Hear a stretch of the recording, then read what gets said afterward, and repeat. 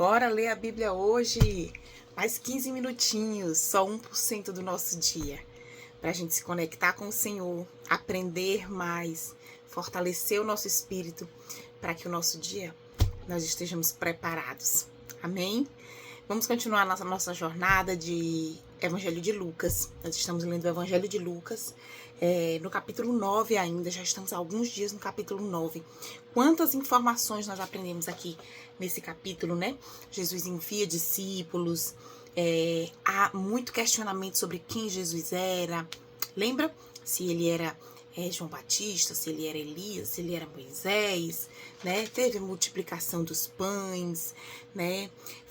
Jesus fala, já anuncia sua morte e ressurreição, mas os discípulos não entendem muito bem, né? Teve curas também, e nós encerramos no vídeo anterior com uma discussão dos discípulos sobre quem seria o maior entre eles, quem era o mais importante, quem Jesus gostava mais, quem era o mais chegado, né? E olha, hoje essa conversa continua e nós vamos falar de alguns aspectos também sobre essa nossa preocupação, né? Sobre a nossa visão do outro, de nós mesmos, né?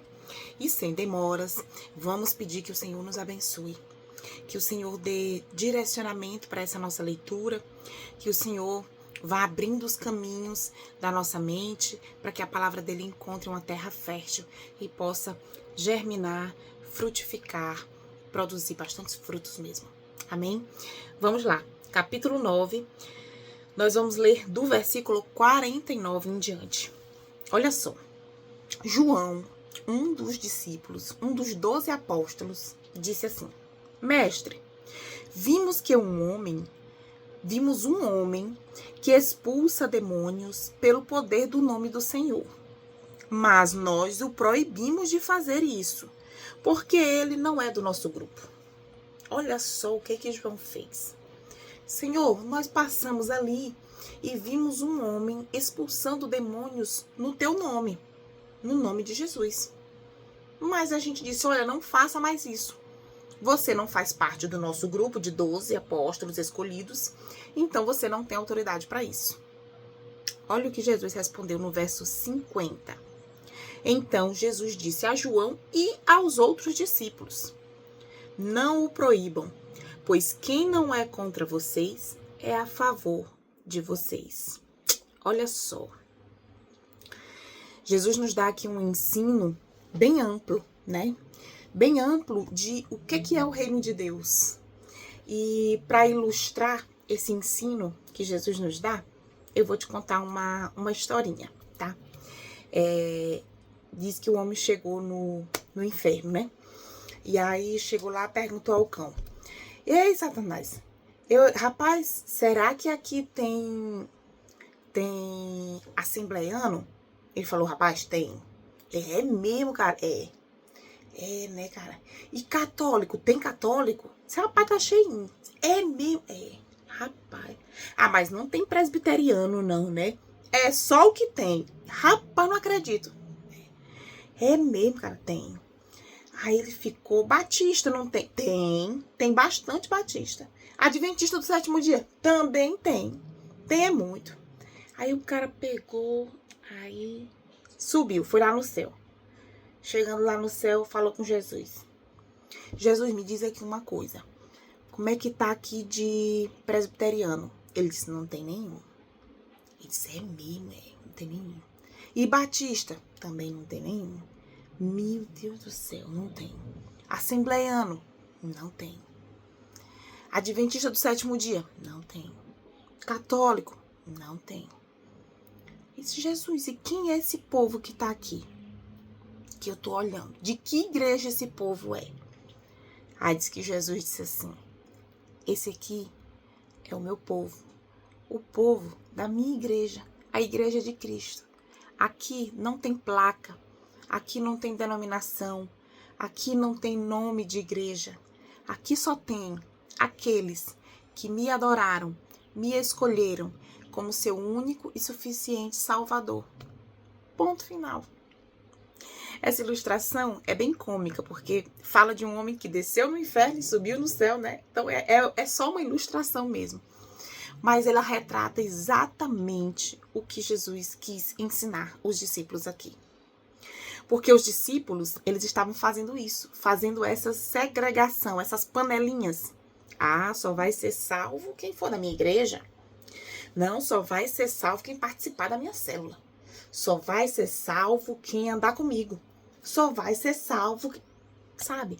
Nós, meros mortais, criamos padrões de salvação. Sendo que o Senhor Jesus deixou escrito qual era o padrão de salvação, né? E nós vamos criando nossos padrões de acordo com o nosso ego, de acordo com a nossa vontade, de acordo com os nossos critérios de o que é ser um bom cristão.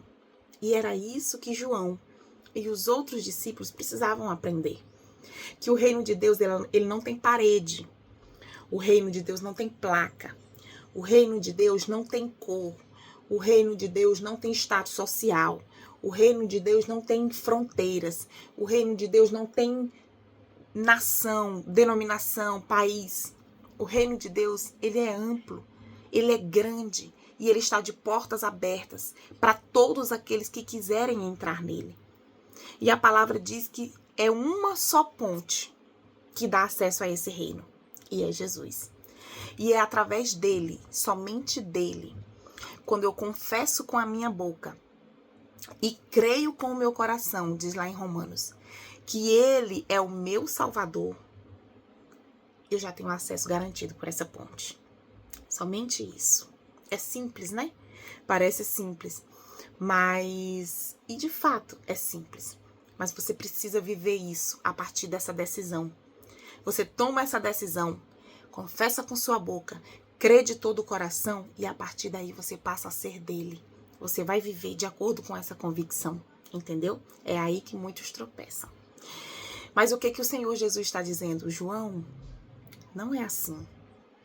Não há esse tipo de segregação, né? Se você tiver conhecimento de como funciona, por exemplo, os cultos das igrejas cristãs lá na África, você pode se escandalizar. Você pode se surpreender e dizer, não, isso aí é umbanda, isso aí é candomblé, né? Porque você não conhece o estilo, a cultura deles, né? A adoração deles. E muitas vezes a gente critica o estilo da roupa, o estilo da dança, né? Mas eles estão adorando ao nosso Deus. Independente de como eles fazem isso, porque eles aprenderam assim, porque é cultural ser daquela forma, mas é ao nosso Deus, exclusivamente ao nosso Deus. E é isso que importa, tá certo? É um assunto bem amplo, né? Mas o que Jesus quis dizer foi exatamente isso. O que importa é a essência da adoração. A essência da adoração. A forma, ela vai variar. Mas a essência é a adoração ao nosso Deus, ao nosso único Deus. Tem uma fé genuína, uma fé pura e não interesseira ou com segundas intenções, de autopromoção em vez de promoção de Deus. Tudo isso a gente tem que analisar, certo? Mas continuando, o Senhor continua dando ensinos aqui. Olha só, versículo 51 diz assim: como estava chegando o tempo de Jesus ir para o céu, ele resolveu ir para Jerusalém. Vocês lembram que já tem um tempinho que a gente vem falando que Jesus estava na região norte de Israel. Vou colocar aqui o mapa mais uma vez para vocês verem, visualizarem. Jesus estava na região norte de Israel, que era a Galileia. E aí, quando chega o tempo de ele ir para o céu, ou seja, quando chega o tempo da sua crucificação, ele vai fazer o caminho de volta para Jerusalém, que ficava aqui na região sul de Israel. Só que para ele chegar aqui, ele teria que passar nessa região do meio, chamado Samaria. E é aí que nós vamos ler agora uma questão particular dessa região de Samaria. Olha só, no verso 52 diz: então mandou que alguns mensageiros fossem na frente. No caminho, eles entraram em um povoado da região de Samaria, a fim de prepararem um lugar para ele, certamente passar a noite. Mas os moradores dali não quiseram receber Jesus, porque viram que ele estava indo para Jerusalém. Quando os seus discípulos, Tiago e João, viram isso, disseram: Senhor, quer que a gente mande descer fogo do céu para acabar com essas pessoas? Porém, Jesus, virando-se para eles, os repreendeu. Então, ele e os seus discípulos foram para outro povoado. Antes de falar da repreensão de Jesus e dessa situação aqui de Tiago e de João, que quiseram mandar descer fogo do céu para consumir aquele povo, vamos explicar por que as pessoas daquele povoado não quiseram receber Jesus e os seus discípulos quando viram que eles iam para Jerusalém. Eu já expliquei aqui em outra oportunidade, mas eu vou novamente explicar. Essa região central que eu mostrei para vocês no mapa, né, a região de Samaria, ela era uma região que não se dava muito com os judeus. Os judeus, eles viviam nessa região mais abaixo do mapa, a região da Judéia. Por que eles não se davam com os judeus? Antes, muitos anos antes, cerca de 600 anos antes do nascimento de Jesus, toda essa Israel era unificada, 1000 anos antes de Jesus. Toda essa Israel era unificada. Mas, cerca de 600 anos antes, houve umas divisões e eles foram invadidos por povos estrangeiros, né? Esse povo todo, esse povo israelita foi levado escravo por esses povos, como os assírios, como a Babilônia, Nabucodonosor, né? E o que o rei assírio ele costumava fazer? Ele, quando tirava o povo de uma região e levava escravo, o que ele fazia? Ele pegava o povo de uma outra região e trazia para aquele lugar, para desconstruir totalmente os costumes daquela região. Para que se futuramente aquele povo retornasse, já não tinha mais nada da cultura, das origens, dos costumes, sabe? Era algo realmente destruidor, intencionalmente mesmo destruidor. E foi isso que aconteceu nessa região de Samaria, essa região do meio, né? Ficou uma região popularizada por outros povos e que depois da escravidão dos israelitas, quando eles voltaram, eles acabaram se misturando com esses povos e ficou um povo mestiço. Já os judeus aqui do sul, eles não aceitavam essa mistura, né? Então eles não gostavam desse povo lá de cima e vice-versa, o povo lá de cima também começou a excluir os judeus. Tanto é que quando um judeu tinha que ir para a região da Galileia lá em cima, ele pegava um caminho maior, mais longo por fora, para não ter que passar por dentro da Samaria. Olha que interessante, né? Então foi por isso que tem sempre de vez em quando a gente vai ver essas questões entre samaritanos e judeus. Lembra da parábola do bom samaritano? Ela também vai questionar isso, mas a gente vai ver mais pra frente, tá bom? Mas, feito essa explicação, por que o povoado de Samaria não queria receber Jesus, porque viu que eles estavam indo para Jerusalém, vem essa questão de Tiago e João. Você sabia que Jesus apelidou esses dois de filhos do trovão? Foi. Jesus viu que eles eram muito impetuosos, explosivos, né? Eram extremos, né? Assim como Pedro. Pedro também era bem extremo, né? E aí Jesus, lá em Marcos, capítulo 3, versículo 17, tem essa informação. Que esses dois irmãos, Tiago e João, pescadores, parceiros de Pedro na pescaria, né?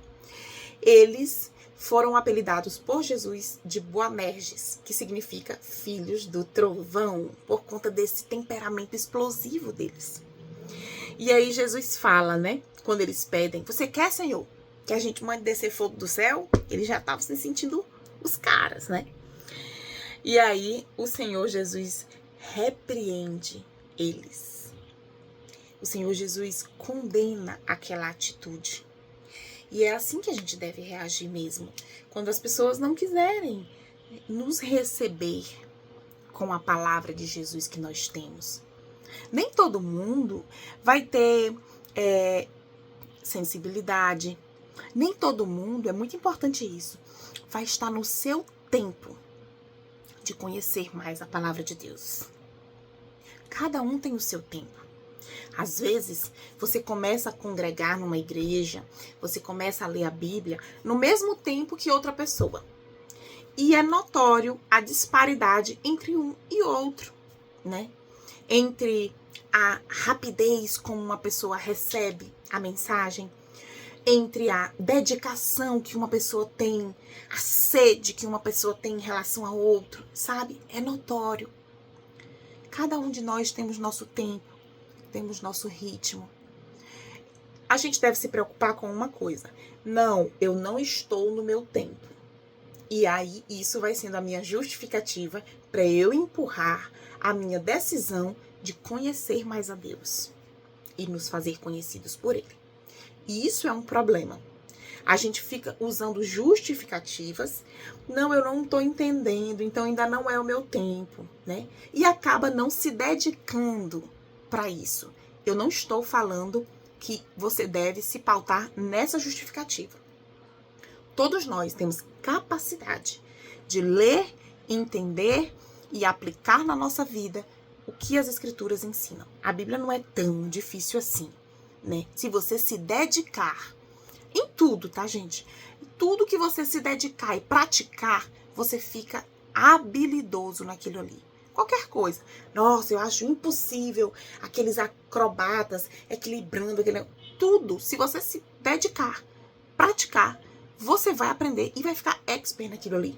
A questão é, você acha que isso é prioridade na sua vida? Então, uma coisa é eu falar que cada um tem o seu tempo e o seu ritmo, mas todos dois estão se dedicando. Outra coisa é eu dizer, não, eu não estou no meu tempo e eu não me dedico mais. Isso realmente não tem desculpa, tá? Mas é notório que algumas pessoas, elas vão estar mais solícitas, vão estar com o coração mais aberto, vão priorizar mais quando você for levar a palavra de Deus. Nesse nosso grupo, por exemplo, nessa nossa lista de transmissão desses vídeos, né? Tem pessoas extremamente sedentas pela palavra de Deus e a gente percebe pelas perguntas que as pessoas fazem, né? Dos vídeos, o retorno das perguntas, né? O nível, né? De curiosidade, de sede, né? Os comentários que as pessoas devolvem, né? Você consegue ver que as pessoas estão buscando, que as pessoas estão querendo, estão se interessando, estão envolvidas. Mas não vai ser assim com todo mundo. E o que a gente vai fazer? Crucificar? Remover da lista de transmissão? Julgar? Não. O máximo que a gente pode fazer por pessoas que não querem receber a palavra é orar. E isso vai ser a nossa única saída, né? A nossa única opção. E vai ser isso que a gente vai fazer. Orar para que o Senhor prepare aquele coração, para que o Senhor direcione talvez uma outra pessoa com uma linguagem mais acessível, né? A gente precisa ter essas estratégias, né? Com uns vai ser fácil, com outros vai ser mais difícil, com outros você vai precisar de joelho no chão mesmo, né? Quando você for levar Jesus para uma pessoa e essa pessoa não quiser receber, não deixe, não deseje que desça fogo do céu sobre essa pessoa, mas antes ore por ela. Amém? Nós vamos encerrando por aqui, já estamos com 19 minutos, mas amanhã a gente se vê. Em nome de Jesus. Fica com Deus e até amanhã.